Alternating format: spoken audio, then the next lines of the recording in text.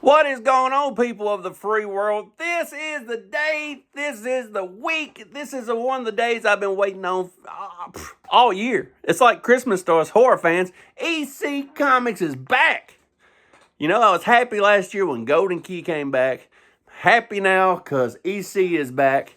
And the two biggest days this year for me was whenever Ghost Machine all came out in one day and EC Day this week. It's two biggest days of the year. This is my favorite day. This is EC Comics. I've been so excited. I've been waiting on this day. And the day your idiot leader is going to break down issue 1 of EC Comics, Epitaph from the Abyss. Epitaph from the Abyss just don't roll off the tongue, first of all. I don't know if that was a smart decision. Could you not use Tales from the Crypt? You know, could you not use Shocking Suspensatories or something good? Could you not use any of that? You just bought the EC name? You couldn't afford any of the rest of it? I don't know how that worked. But I could have thought of something a little bit better than Epitaphs from the Abyss. But anyway, let's get to the book. You know, I've been collecting horror comics my whole life. Horror is my thing. I love EC Comics. I got them all around me all the time. I love pre-code horror. EC is the king of pre-code, you know. Everybody loves EC Comics. Everybody loves pre-code. So when I heard EC Comics is coming back and Oni Press bought EC Comics, I was really excited. I've read lots of EC Comics. Especially when I was younger, I'd always read the reprints. And they're very wordy, and they have a certain style to them. And I couldn't wait to see how much the new EC Comics was or wasn't like the old ones. So, yesterday in my pull box, I got this. Epitaph from the Abyss. And I never buy a second copy of stuff, because I'm a reader, not a collector. But this cover was so nice that I had to buy it too. How can you not love this stuff? I mean, this is what it's all about. So, I bought 2 copies of it. Pulled over halfway home just to read the first story because I was so excited. I saw Brian Azzarello was going 4th in this book. And I thought, well, that kind of makes sense. He's the big dog of this book. Let him back clean up, baby. Let him throw down in style. And make us come back wanting issue 2. So I got this book. I opened up the story 1. First thing I noticed that the quality, I've never owned an Oni Press book before, but the quality of the paper is amazing. Great quality. And these covers, man, whoever Oni Press has got doing all these covers, the covers are fucking amazing. Look at these people underneath the bed. Look at these mutants walking through the house. The house is on fire back there. This is awesome. This is an awesome cover. Legendary cover. But then I opened it up to issue 1, which is called Killer Spec. And it's written by Jay Hoffman.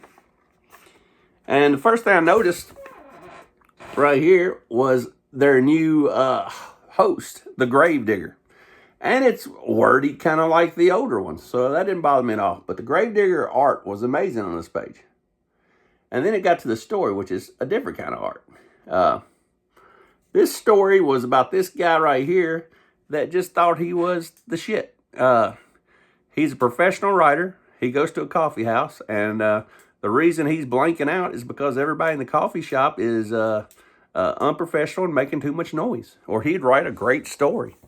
And he's freaking out. He thinks people don't understand his skills, and it takes a great one to know a great one, and he hasn't realized, he ain't really met any other great writers, so the people that's reading this shit, you know, it's way over their head, he thinks. His shit's so good. This is his roommate. His roommate decides to meet him at the door to say, hey, I'm not a writer, but I wrote a story. I'd like to get your opinion on what you think about it. And as you can see, he's shocked because it's so damn good. So what does he do? He kills the motherfucker. Just kills him. There. Chop, chop, chop. Steals his story. and buries him in the backyard. Well, everything was pretty straightforward. Then the zombie comes back of this guy, and he's still got the knife. And what does he do?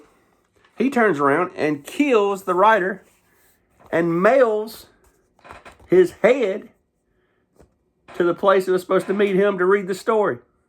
So there's a head in the box. Now, the first story, I try not to be too critical. It was the things I wrote down for my notes was straightforward, wordy for a story its size, simple, fun but average. Art, I gave it a 5 out of 5 to 10. Ending didn't make sense. And I'm trying to say, hey, it's comics, man. It ain't got to make sense. You're being too hard on it. But a zombie comes back from the dead, and he knows how to mail a head. Not only does he kill somebody with a knife, which I've never seen a zombie kill somebody with a knife, but then he goes and gets the right size box and puts address labels on it and sends the head off. I don't think they put a lot of thought into the ending. I think it'd have been better if the zombie would have just came back and killed the guy. And that would have been it. Just left him dead in the floor. At least it made sense. You know what I mean? But overall, it was the best art of the book, which was only a 5. And it's a 4.1 as far as story. The second story, which was, I'm not going to read all these stories, I don't think, but the second story is called Senator. And it was wrote by Chris Condon. And let me tell you, that is pure trash. Trash!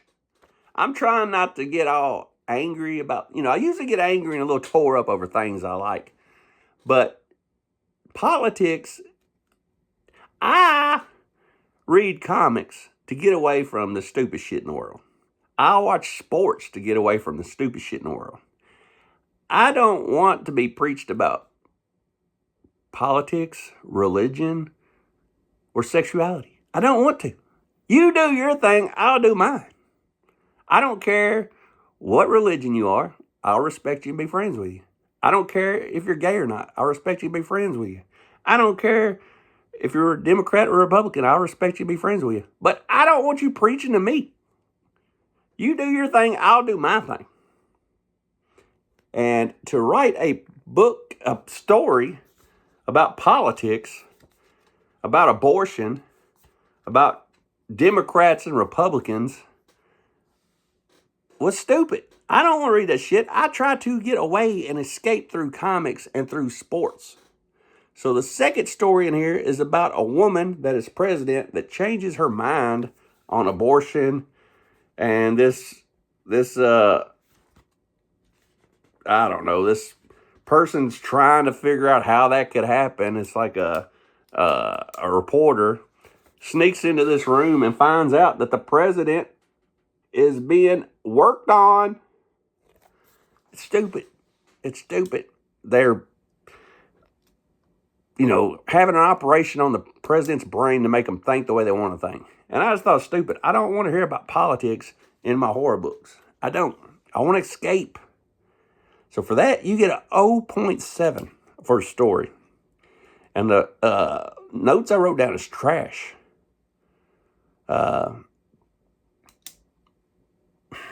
Trash.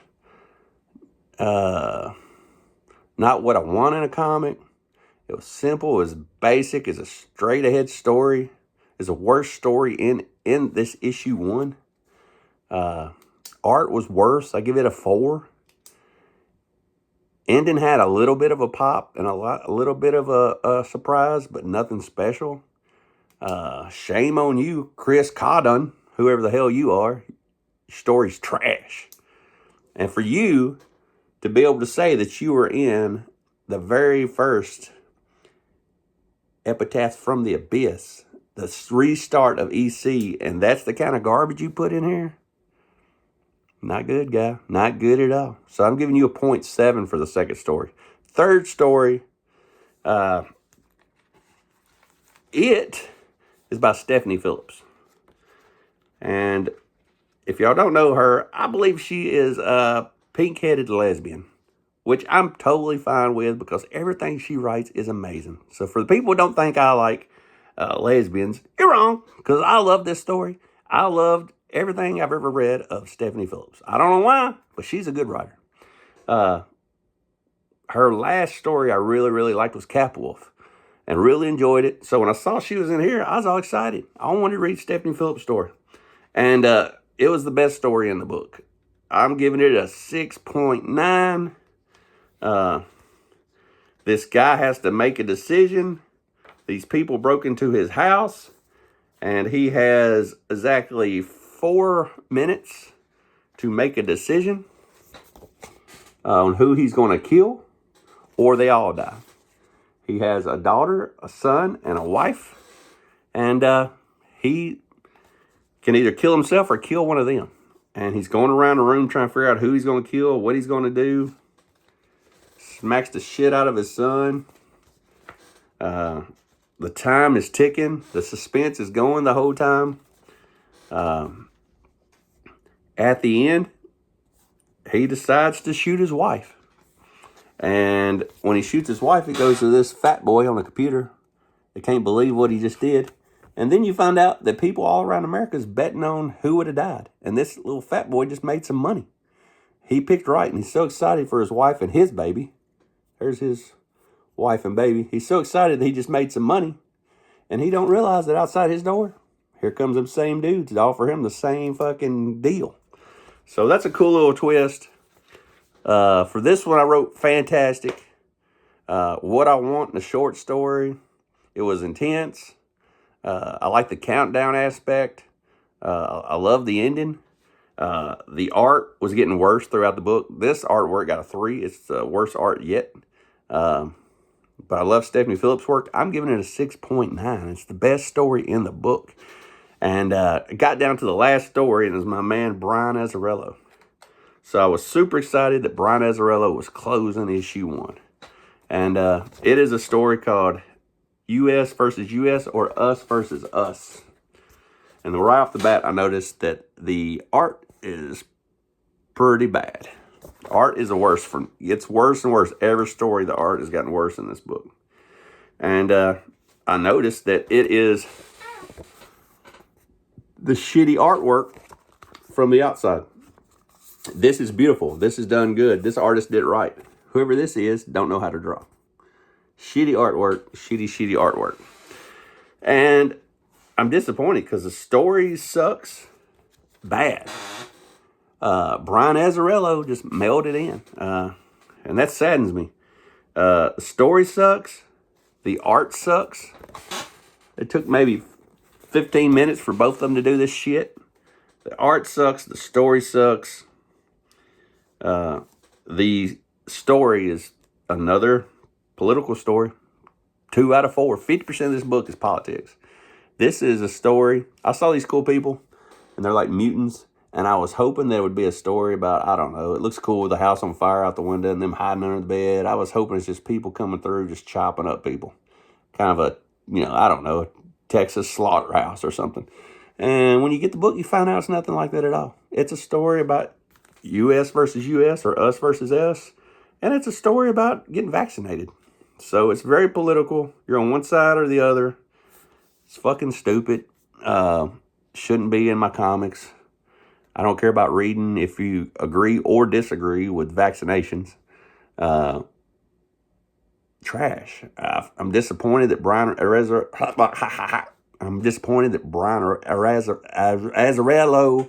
would do that. He mailed it in. The biggest name. It should have been an honor for him to be in the return of EC Comics. The covers are amazing for EC Comics. But they're going to have to start filtering some of this stuff. You let 2 out of 4 of your stories be about politics and not about horror. I've heard, I haven't read it yet, but I've heard that Hello Darkness by Boom, they put out a horror anthology this week too that I plan on getting. I heard the stories in that kill the stories in this. And it has a whack cover on it. And the art don't look as good as this art, but I'm going to find out. I mean, I'm going to buy them both. I'm going to support all the horror I can support. But this story and this book here, if you took a 6.9, 0.2, that's what I'm giving this last one. Got an 0.2. I wrote down for silly, disappointing, worthless, and useless. Pointless, waste of my time to even read. Way to go, Brian. Way to close the first issue of an iconic reboot. The art gets us 2, and the story gets a 0.02. So if you take a 4.1, a 0.7, a 6.9, and an 0.2, I mean, this thing might have got I don't know, maybe a 2 point something on my scale from 10. So it was really disappointing, really sad, and it hurts me to say that because I got on EC goggles. If I don't like it, nobody's going to like it. Saddens me. I'll keep buying them. I kept buying Creepshow just because, the stories in Creepshow suck too, but I kept buying them just because of my, love for the old title. And I'll keep buying these, and hopefully they get better. But good job, Stephanie Phillips. Bad job, everybody else. Brian Azzarello, you fucking let me down. You write something good like Joker, and then you put out shit like this. Keep your politics out of books. What about that? Trash. But cover's cool. Good quality paper. Too bad the writing sucks on it. It's not a quality story or art. But that's what I feel about these 2 books. Until next time, read your comics.